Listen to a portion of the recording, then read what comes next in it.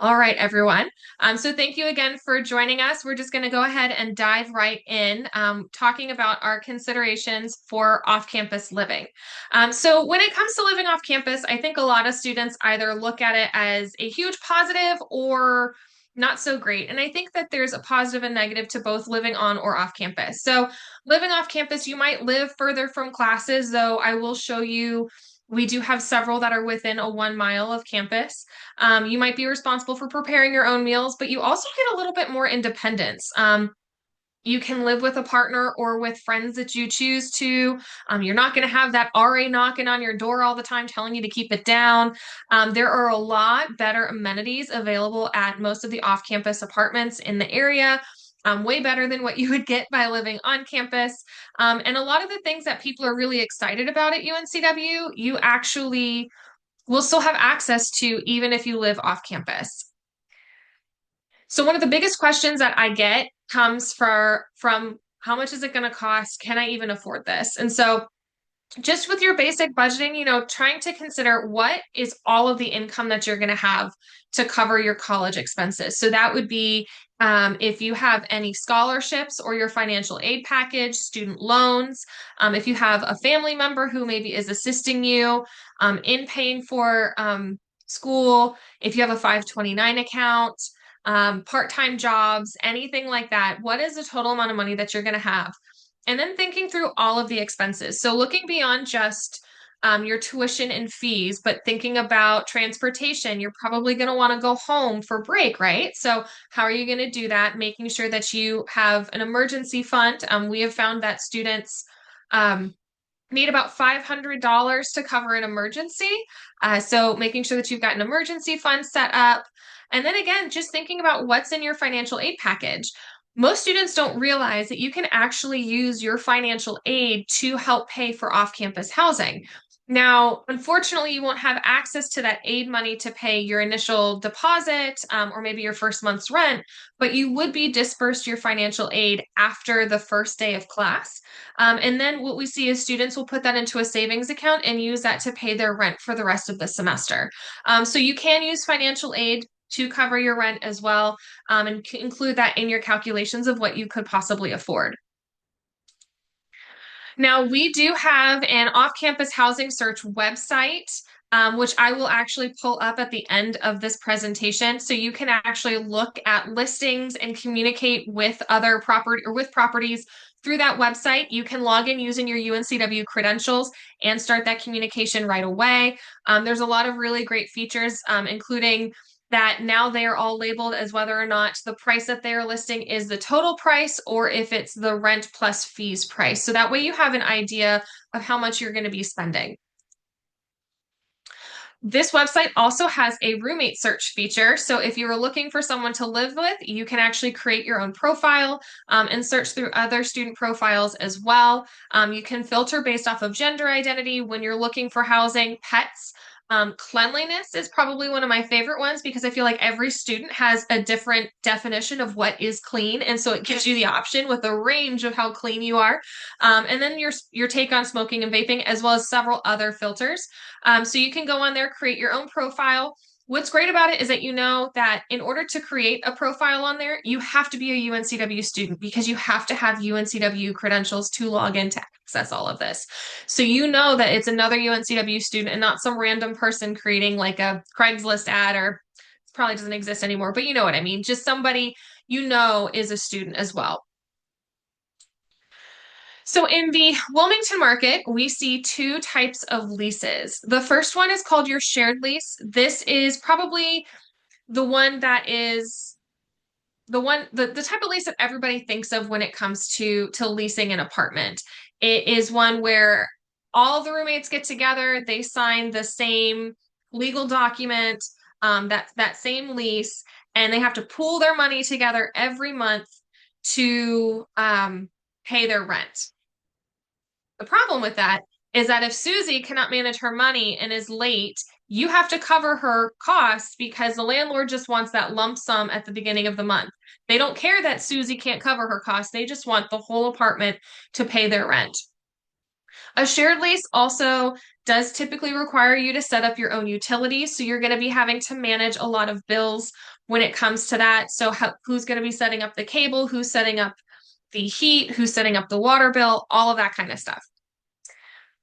With an individual lease, these are found in our student-focused apartments off campus where everyone signs a separate lease agreement and everybody pays their rent separately. So if Susie can't manage her money, that doesn't really impact you because your rent is just covering you and your portion and you don't have to worry about her.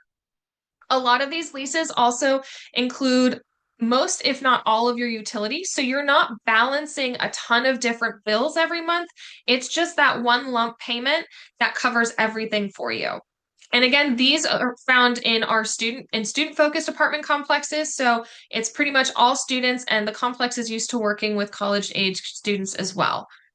Either way, whether or not you're taking a shared lease or an individual lease, we really encourage you to have an honest conversation with your roommate. If you can, if you know who your roommates are going to be before you sign a lease, having that conversation ahead of time just to make sure everybody's on the same page. If you end up not knowing your roommate ahead of time until after you sign your lease, at least having that conversation so that you are all in agreement of things like quiet hours, guests, overnight guests, cleaning the kitchen, stuff like that. One thing that I didn't mention about individual leases that's really important to know as well, especially as a transfer student, is that a lot of those individual lease complexes will also assist you with roommate matching. So that's why sometimes you might actually move in and you've already signed your lease and now you're just learning who your roommate is. So they might have a vacancy or they will actually take a questionnaire and see who they think will be a good match and pair you up. And that does help a lot of our students kind of take some of that stress off when it comes to moving off campus, that if you can't find somebody to room with or you're not sure, the apartment complex can help you with that as well, which is really nice. So you figured out what kind of lease you want. You're starting to figure out like what are the next steps. And so that's when you're going to start finding out which complexes seem interesting to you and start asking those questions. So how long is the lease? Is the lease going to actually meet your needs? When is the rent due? In North Carolina, rent is typically due on the first of the month, and then there's a couple day buffer to help you get through that until it's considered late. Figuring out who's responsible for maintenance. The big one that I've been hearing a lot about this semester is where do you park and where do your guests park, and what happens if you park in a visitor spot for too long, which hint, they're going to tell you. Um, Things that you're going to want to look into as well is you can actually ask to see that lease before you sign it or before you visit the property. And that gives you an opportunity to look through the document. And then when you go to visit the property, you can ask them questions directly. You also have the opportunity to check building quality. So we are Wilmington. We are prone for hurricanes. There are some complexes that have seen quite a few. And they're just really good with a paintbrush. So you might want to check to make sure, is this, a place that's being well maintained, or are they just really good at covering up the damage? We also recommend visiting the property at night if you are able.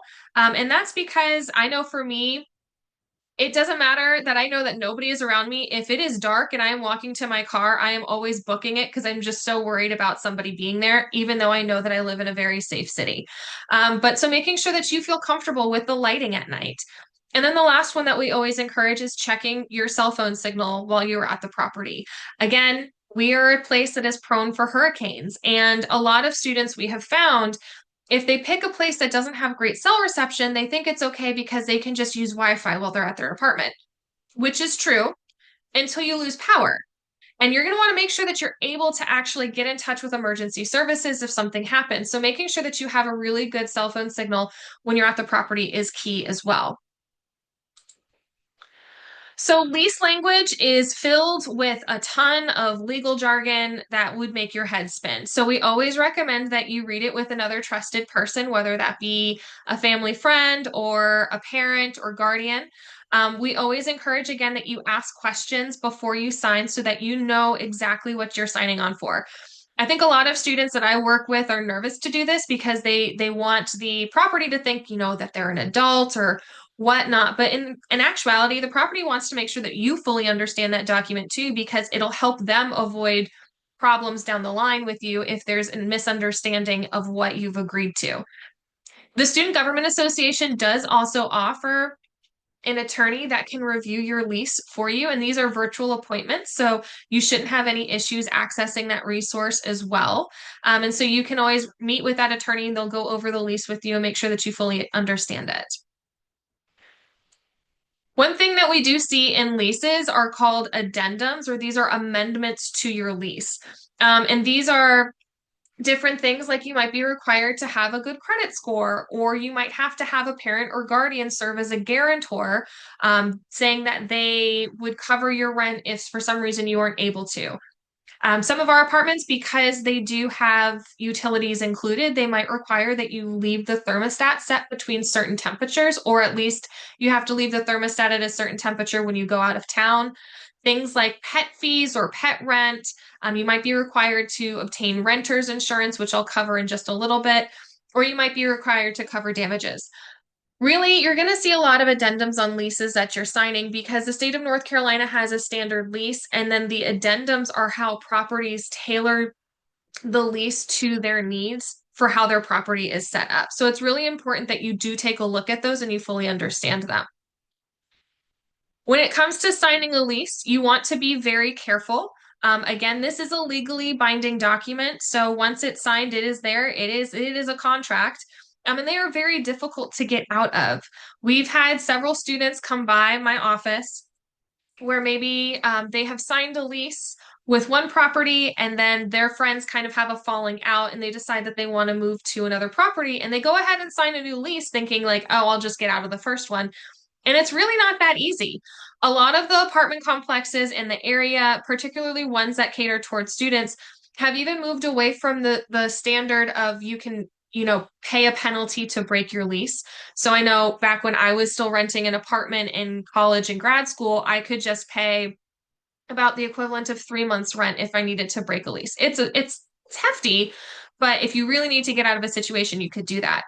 Most of the properties that cater to students nowadays are actually saying that you need to find someone to take over your lease or you're on the hook for that. And so you have to do the legwork to fill that space for them before they'll let you break that lease. And so it's not quite as easy as it used to be. And so just making sure that you really understand what you're signing and that you know that once you sign it, you are pretty much committed there, unless if you're comfortable finding someone to take that over for you. So this is the general timeline that we tell our students when it comes time to look for off-campus housing. So one, now is a great time to start researching.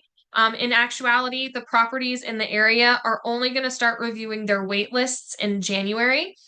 In February, that's actually when we have our off-campus housing fair, intentionally because that is right when properties are going to start their big push at the end of February and the beginning of March to recruit people to sign leases at their property. April and May is about when we start to see lease signing, and then we do see students still signing leases in July. There is still inventory available. It might not always be, at the highly competitive one that everybody wants to live at, but there will still be leases available for students as late as July and August. And then you'll be moving in August and coming to campus. So subleasing, that is always an option. It is different than a lease takeover. A lease takeover is when someone literally takes over the lease. You are no longer responsible for it. A sublet, on the other hand, is when you're still responsible for it, but you find somebody who will live in the unit and basically pay the rent for a time period. We see students try to use sublets maybe when they're studying abroad for a semester, or maybe they have an internship semester or they're student teaching. It's important to know whether or not this is allowed. So if you're at a property that does a lease takeover, they're going to have a set process that you have to go through, and that's working with them and notifying them that you're doing it. Some properties will not allow subleasing because they may require certain background checks in order for someone to live at the property. So if you think about it just for your own personal safety, you don't want somebody moving in and the property doesn't know who they are. They don't know if maybe they have a criminal record, things like that. And so subletting can sometimes allow that to happen, which is why some properties have kind of banned it and moved more towards this lease takeover process where they have a little bit more control over it. If you do need a sublet or if you want to do a lease takeover, students do post that on our website. So that's pretty easy to find as well if that's something that you need. Or if you choose to study abroad maybe later and you need to have someone take over a lease for a semester for you, you can also post that on our website. Renter's insurance is something that we typically see as required for the property. So this will cover your personal property. So your landlord will have what's called a landlord policy that will cover the structure, the appliances, the cabinets, the flooring, the carpet, all of the stuff that is part of the unit will be covered by the landlord's policy. It does not protect your items. So if you bring in your own furniture, if you bring it like your clothing, your electronics, all of that stuff, that's what your renter's insurance policy will cover. Like I said, some of the landlords were going to require this. It's going to be a requirement of your lease that you have to have a renter's insurance policy and show them the documentation that you have the policy in place. One thing that you can do is you can check if your parents own their home, you can check to see if you can just get this added as part of the homeowner's policy. But most of the major insurance companies like Geico, Progressive, Allstate, they have renters insurance policies available at a relatively cheap rate as well. We will say we do recommend that you purchase your own. Some of those properties will say, for an extra $15 a month, you can just use our renter's insurance policy and then you don't have to worry about it and we'll take care of all of it for you.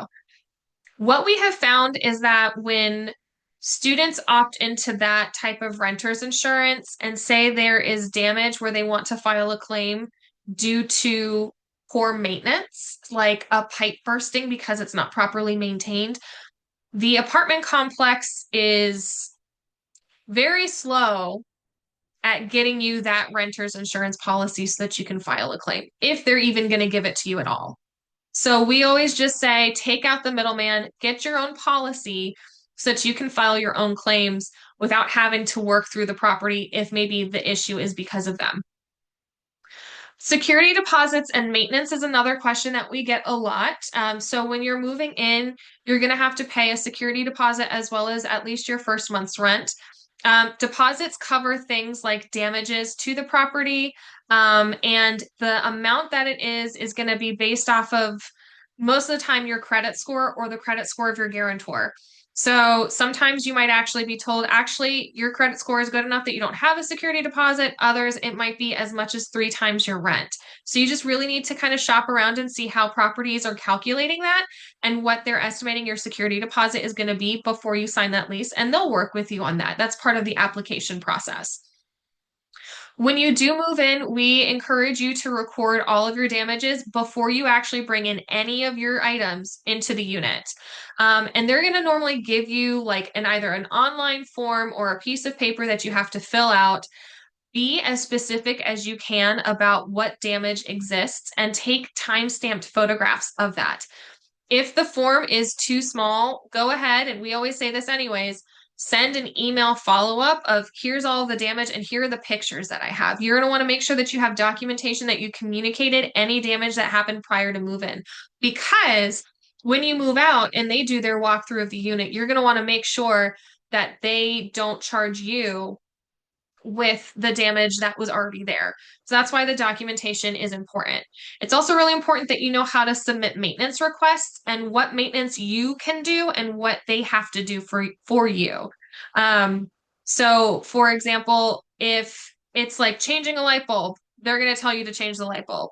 But if it's that there is a clog in the toilet, they might say, you can unclog the toilet yourself. But if it's a leaking pipe, they're going to say, you need to tell us about that and we'll do it. We don't want you to try and, take out a wrench and work on that yourself. So you're going to want to make sure that you know how to submit maintenance requests. A lot of the larger complexes, it's going to be an online portal where you submit a ticket and maintenance will get to the ticket and address it depending on urgency and the time of day. If it is more of a mom and pop rental place, it might be that you're quite honestly texting somebody or calling somebody to put in that request. So just make sure that you know what process you need to do to submit that request. And then just document. Make sure that you have documentation of when you're submitting maintenance requests, of your damages for security deposits, that you get all that money back. That's going to help you in the long run. It might seem cumbersome at first, but it will actually be very beneficial later on. So at this point, I'm going to ask if there are any questions. And you can feel free to drop them in the chat or unmute yourself if you have any questions.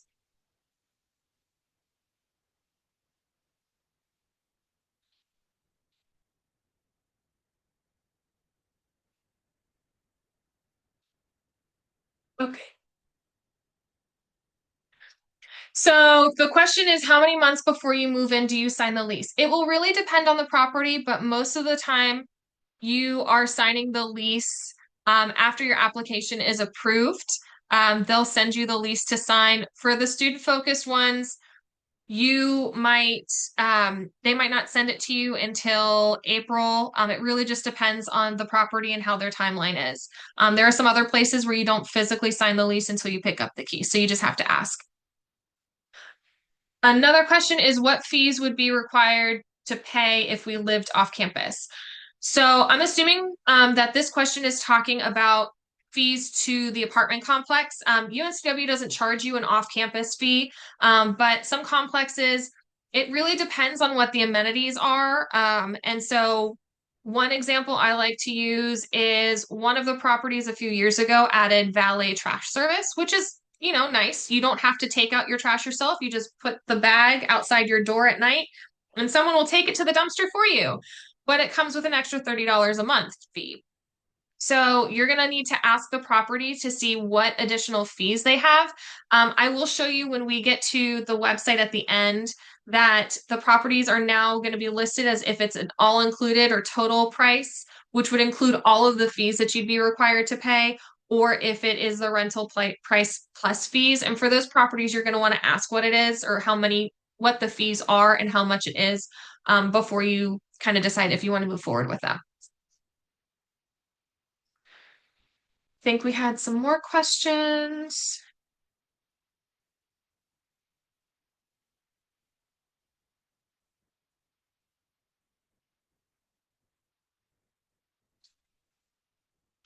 Is there an option to move in earlier than August? So it depends. For most of these student-focused apartment complexes, they are going to run on an August to July leasing time period because they follow the academic year.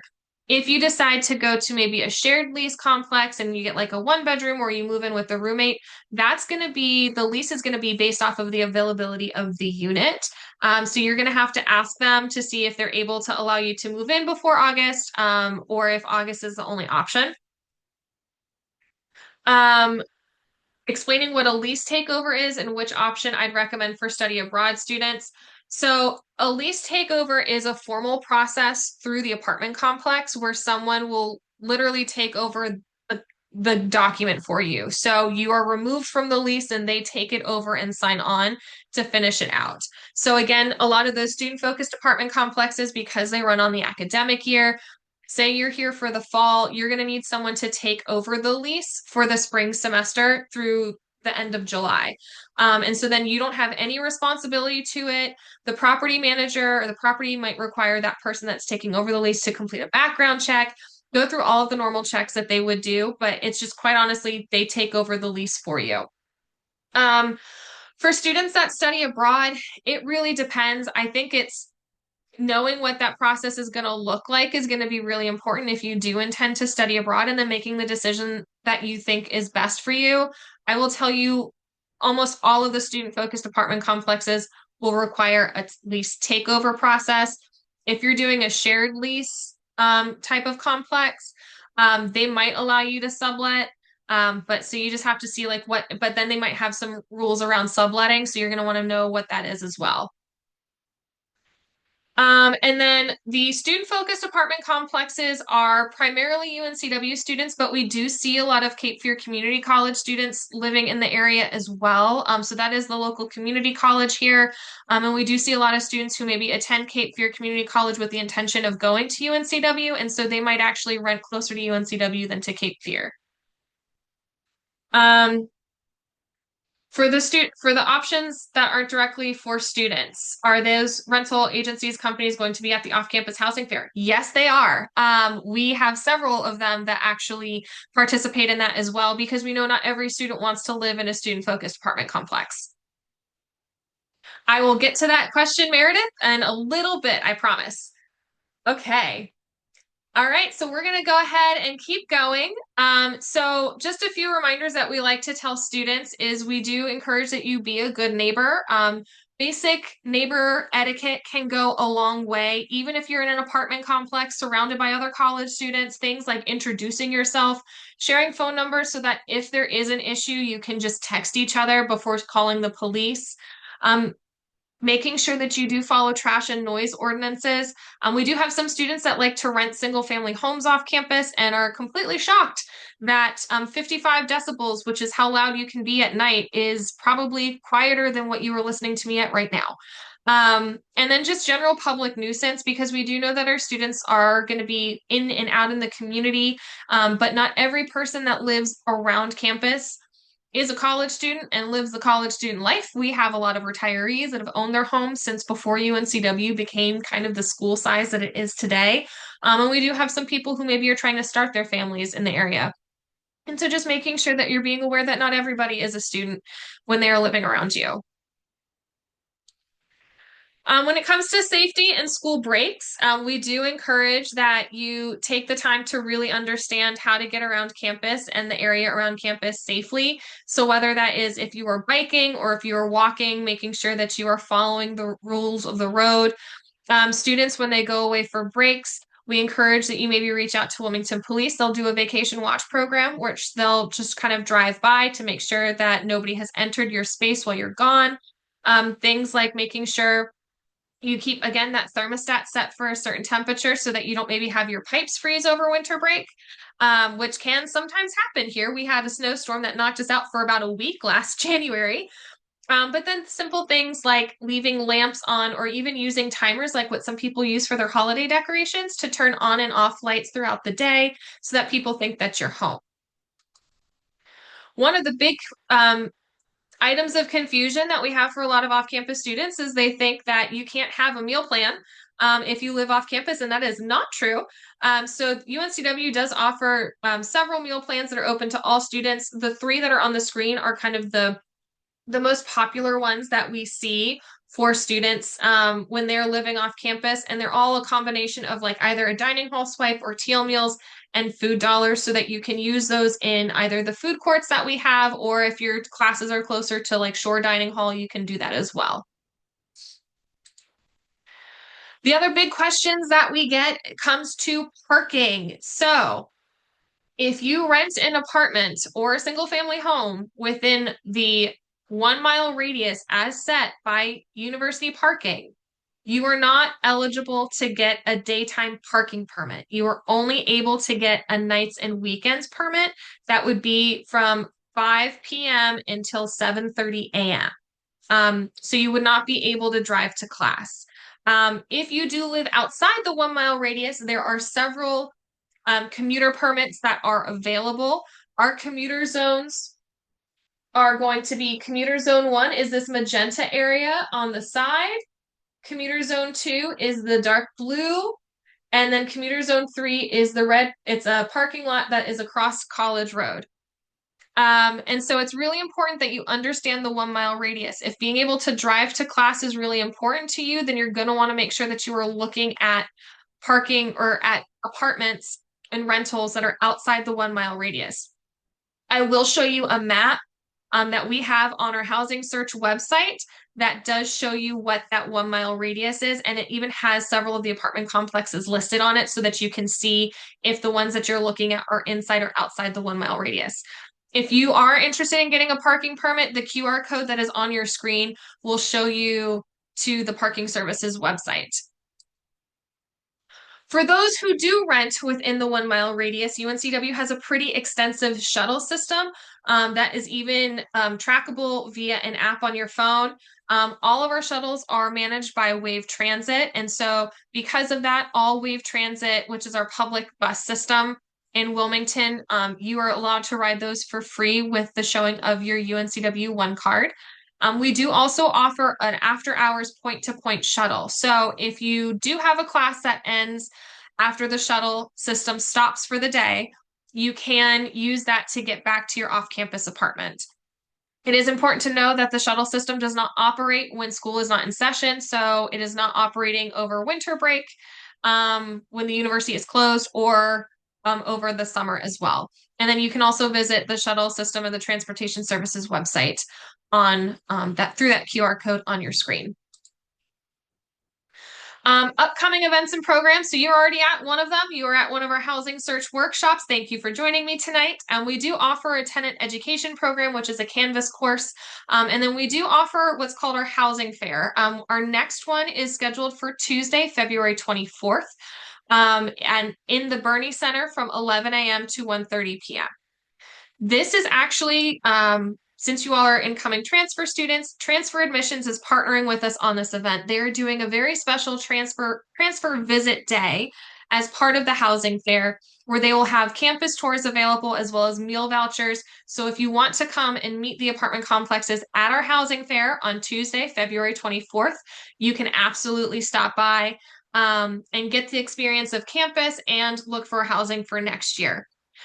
We are also going to be doing a no frills housing fair as part of Seahawk Preview Day, which is going to be at the end of March. That will be taking place on the Friday, which I believe is March 26th.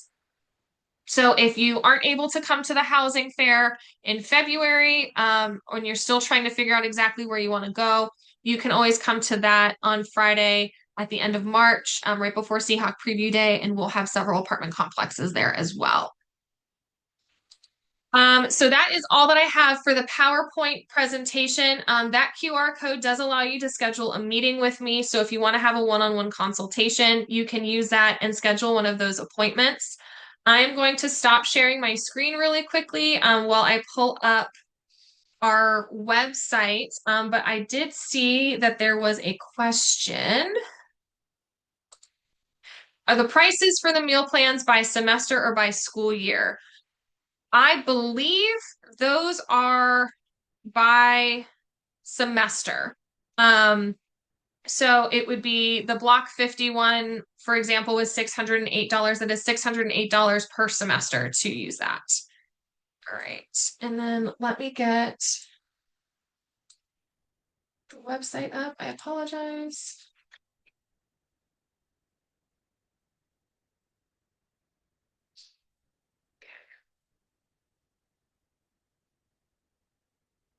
Do you have to get a meal plan or can you pay with cash while you were there? You can absolutely pay with cash. You do not have to have a meal plan if you don't want to have one.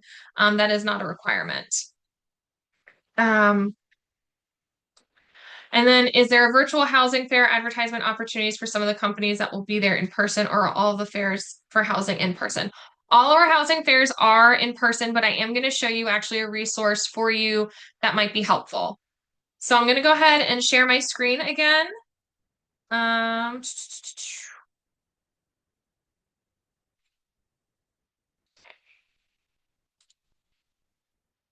All right. So this is the off-campus housing search website. Based off of your registration, it looked like a lot of you had already at least looked at it. So when you are looking, can everyone see it too, by the way? I just want to make sure because I don't see my green square. Yes, perfect. Thank you. Okay, so you can actually see this splash badge right here on the screen is that the total monthly price. So properties can include all of the required fees. So if you hover over that badge, it'll give you more details about what that looks like. But as you can see, we have a lot of properties that list with us on the website. And just some features that I want to show you is, so you can see for this one, this new Hanover Village apartment, it has the price plus fees. So that's what it's going to look like versus one where it says it's the total monthly price. And if you hover over it, it will show you what the base rent is plus the required monthly fee. So for this one, there's an extra $10 a month. That's a required fee for them. When you're looking at listings, so I had the question about virtual and everything like that. While we don't have a virtual fair, you can actually do everything at a distance. So the company that helps us with this website has what's called Matterport, which does 3D tours. So you can actually tour the whole property this way, as well as look at videos and photos. What's nice is that once you log in with your UNCW credentials, you can actually communicate directly with the property here, or you can call them if you want to do that as well. You can see all the different types of leases that they have. So 2 bedroom, 2 bath versus a 3 bedroom, 3 bath. You can see the different lease terms that they offer. I will say, I know for this property, this is ending at the end of this academic year. They will not be offering a 6 month lease moving forward. Um, you can see the amenities. And then down here at the bottom, again, you can see the extra fees that are here. So for them, there is a top floor amenity fee of $10 a month if you're on a top floor, but also the application fee per applicant is $25 for one time. So you can get a lot of information just by coming to the website and really looking at it. You can also see ratings and reviews. So you can see here, someone back in January did not really like the property. I will also tell you that this property came under new management in March, but you can at least see what people are saying about how the property is being maintained. I also saw one about the pool, which I know they fixed over the summer with the new management. So always take them with a grain of salt because we do have some properties that maybe have new ownership that have done some renovations, but it's at least a good way to see what's going on. What you can also do, which is really cool, I think, is you can use this draw feature and then say you really only want to live immediately around campus, and then it'll only post the listings that are there. I have some students that are like, I really just want to live closer to the beach. So you can draw a circle over there and it'll post the few listings that are available over there as well. Here is the roommate site. So you can see here we currently have 52 students that are looking for roommates. You can add your profile, do an advanced search. You can also favorite them, so you can always go back, but you can also communicate with them through the website as well. So if you don't want to give out your phone number right away, you don't have to do that. You can communicate with them and then use the filters that you want to use. So for some of the resources that I want to highlight, under parking and transportation, we do have our shuttle map, which also shows you the 1 mile radius around campus. So this circle is the 1 mile radius. There we go. It is set by parking, so it is actually not perfectly centered over campus. It's kind of centered over the corner of campus, but you can see all of the shuttle routes as well as several of the apartment complexes in the area. So if you know that you want to be able to drive to class, you're going to want to make sure that you're maybe not renting at Aspire 349 or Red Point, but Progress 910 is right outside the 1 mile radius if that's something that you're interested in. On this map as well, you can see all of the specific stops, the frequency of them. So this one, for example, the blue shuttle runs on a 30-minute schedule, and that the last one leaves Lutzy Hall at 5:15. So you can have that access just to look at all of that. I also like to highlight a resource that is available through the Wilmington Police Department, and that's called the Police to Citizen Portal. So with this, let's see if it works today. My computer wants to let it work. You can actually, as you're looking for places, safety is always one of the big questions that I get is where I'm looking safe. So what you can do is search for events by address or near an address and type in the address of the apartment or rental that you are looking at. You can search up to 25 miles away. That's a little bit too much, but maybe you want to do a mile to a quarter mile. And it'll pull everything. It'll pull car accidents, it'll pull arrests, it'll pull incidents, and then you can specify a date range and it'll pull everything up that it can find. And then I always just recommend, again, just you can actually read the reports to see what's going on. Because sometimes you're going to get things like, someone stole a loaf of bread from the grocery store versus like there was an armed robbery that happened next to where you're trying to rent. So this is just a great resource to have as well. All right. So I'm going to talk over to these questions. I've got a few more. Can I show you how to filter by the date of when housing becomes available? Yeah, absolutely. So let's see. So, and I did forget to say for pricing type, this per bedroom is the individual lease, per unit is the shared lease. Just that you're trying to, if you're, trying to figure out which lease type you're looking at, the per bedroom versus the per unit. Um, so, when the lease becomes available, that is, so move in during a month. So say I want to look at February 2026. So these are all places that say that they have a place available for February 2026. I will tell you the farther out that you're going, the harder it's going to be. Because even for shared leases, they're not going to know. So for individual lease places that are focused on students, right now is when they're asking students, are you going to be returning for the next academic year? And then you need to re-sign your lease so that they know how many beds that they need to fill for the next academic year. So they aren't 100% sure how many that they have, but they just know that they're expecting about a 50% turnover just because our juniors and seniors are the ones that live off campus. If you're looking for an individual lease, or I'm sorry, a shared lease, typically you don't have to notify your landlord if you're going to renew or not until you're about at the 60 to 90 day window. So they might not be able to tell you if they're going to have a lease available for August because they don't know right now if the people whose leases end in August are actually going to be moving out. So I will always take this one with a grain of salt about how it populates, because sometimes it's just the best guess of the system on how that's going to work. Um, Tips for non-traditional transfers, like older with families. Yes. So I would absolutely say you're going to want to look at the per unit. Um, We don't see a ton of these rentals within the 1 mile radius of campus, but we do have several that actually work with us. Um, and there are actually, no, there are some that are close to campus as well. So the per unit rental is going to be great for you. I would also look at the reviews to just see. Um, and then things that are probably closer to schools, like I know there's a Winter Park Elementary, so a lot of these apartments I'm seeing are more family focused than anything else. All right.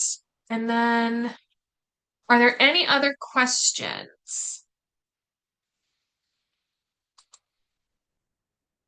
Okay.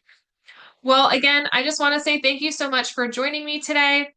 I really appreciated you participating, and working with me since I am a one-man show managing the chat as well as the presentation.